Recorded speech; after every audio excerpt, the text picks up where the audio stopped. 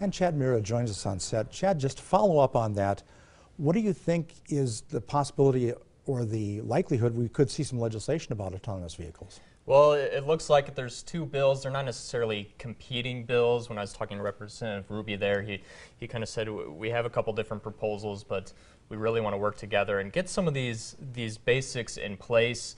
It doesn't mean we're going to be seeing self-driving cars on the roads next year, but as we heard from the Bismarck city engineer there, it's part of the long-term plan for some cities, and so getting the groundwork in is really important to them, and it's something they studied last session. It's coming up again this session, so we could be seeing it before we know it. Since you mentioned roads, I just have to bring this up. We had the transportation report card and some of the infrastructure report card.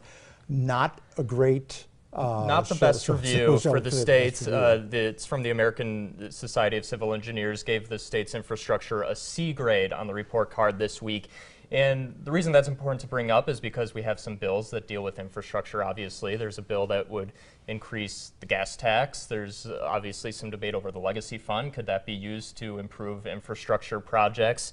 And so it'll be interesting to see if this report card kind of drives some debates when we start talking more about those bills. And we haven't even talked about the prairie dog bill, which is still in committee somewhere and being discussed. And I know there's a lot of give and take on that one. Absolutely.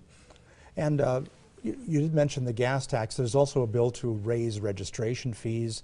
There was a bill that was going to raise fees on electric cars, but that was maybe being turned into a study. I'm not exactly sure, but there's a lot of things at play. Sure, the idea that those electric cars, they don't fill up gas, so they don't provide as much gas tax revenue, so they want to look for a way to still make sure that as people switch to electric vehicles that the state can still bring in some money that can be used toward infrastructure projects. And one other thing that I'll just mention, that looks like we'll see the House go to longer floor sessions because they've got a lot of bills, about 400 plus bills that are still pending, and they've got to get work done as we approach crossover. It's a lot of work, and you can see it when you're at the Capitol how hard they're working, and it's always interesting when you ask all the guests, what's your prediction for sine die? I always wonder, are the senators going to be a little more optimistic than the House members?